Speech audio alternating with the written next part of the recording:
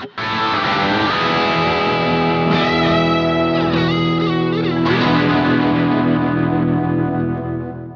guys, I'm Ethan Jones, and we're here with Your Music Experience, and today we're sitting down with Sam Mitchell. He's the the worship director here at Newspring Church on the Florence campus. Sam, why don't you just tell us a little bit about yourself and what got you into music? Yeah, absolutely. So I'm 28 years old, and I've been in Florence for 6 years, and I've been a part of Newspring Church. I've been a worship leader for 7. And I was an intern at the main campus in Anderson, South Carolina when I was in college. And I moved out here afterwards to be a part of this campus of the church. Cool. How old were you when you first started playing music, and what kind of got you into it? I was 13, Nice. and my mother found a guitar under her bed that she had forgotten about. It was an acoustic guitar. It was a student-sized model. I don't remember what the brand was or Right. anything about it, but all the strings had kind of become corroded, and I don't even think they were all there. But I did have a friend that was a young guitar player, and he came over and he got real excited. He's like, "Man, you got a guitar. This is great." And we went and got some strings and strung it up and straightened out the neck a little bit, and Started jamming. I just started picking it up and learning whatever I could from that point on. Yeah, I know for me it was Stevie Ray Vaughan that kind of got me the bug, if you will, and really made me want to learn how to play guitar. Were there any musicians that you were like, I've got to sound like that as a kid? Like I've got to be that guy.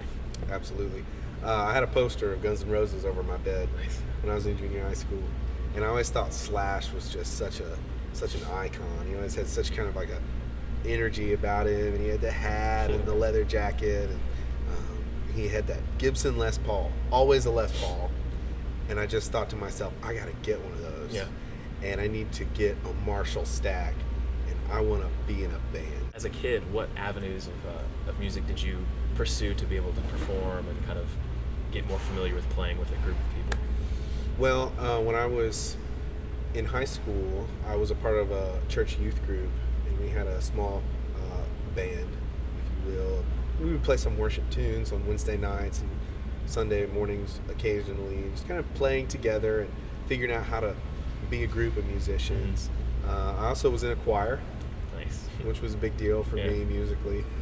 In high school, I attended a show choir concert at my high school, and I wasn't in the choir, but I remember sitting back and being impressed and thinking, I could do this. I think I could do this. Yeah. So sure enough, I just kind of went out and joined up with the crew and learned how to sing. What do you think the benefits to learning music is? I mean, I know as a young kid, it's got one set of benefits, but how about being older, just any age? What's the importance of music? Yeah, music is, well, I think it touches people on all generations. It's a very unifying thing. Definitely. And if you look back throughout history, music always accompanies all sorts of things. Even just people in bars have bar songs. Yeah. They're singing songs together. Yeah. When a football team scores a touchdown, there's a song. Yeah. And when you're in the church and everybody's gathered together, there's a song. So I think it's important to keep everybody connected. Yeah. No matter who you are, where you're from, we can come together for a few moments, maybe 3.5 minutes or whatever, the length of whatever song or whatever service it is. We're together and we're singing this thing together. Yeah. I love how you said that it's unifying, because that's another thing that we really want to do is bring people together and get musicians to invest not only in each other but in the culture of music that's in their community. And I think that'll help them approach those walls. Like, well, what do I do? Well, you go over to this guitar player and you hear what chords he's using and what notes he chose and kind of those things. Another thing that I was wondering about, I mean, I've been here a few times while the band here at Newspring kills it. How do y'all just keep it fresh and feel natural without coming up here and feeling like it's a stressful environment in front of all these people? Preparation is the key. Sure. As much as you can study, as much as you can learn your parts and how it fits into the context of the group, all of that we found serves us so well. So we schedule our set lists a month out, and we get guys on the schedule for each week with plenty of time to learn their parts before the rehearsal that happens on Tuesday nights before the Sunday service. Yeah. So we call it rehearsal because practice is something that you do at home. Mm-hmm. We don't want you to come and practice on the stage with everybody and Right. the sound going and everything going on. It's a waste of people's time. It's kind of rude. Yeah, sure. But if you've practiced your parts, you come together, we rehearse it as one, and it comes together, and there's a really cool energy that happens with a band.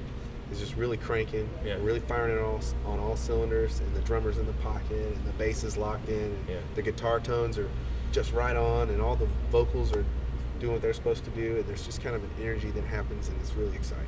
Yeah, and that's one of the reasons why we wanted to talk to you, just so people can get to know you. But we also love what y'all are doing at Newspring Church, and hope that people will come and check out what it is y'all are doing exactly, and kind of what y'all stand for and what you have to say.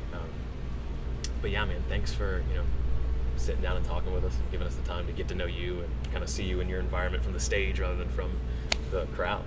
Sure, man. Thanks, Awesome. Ethan. Thanks, man.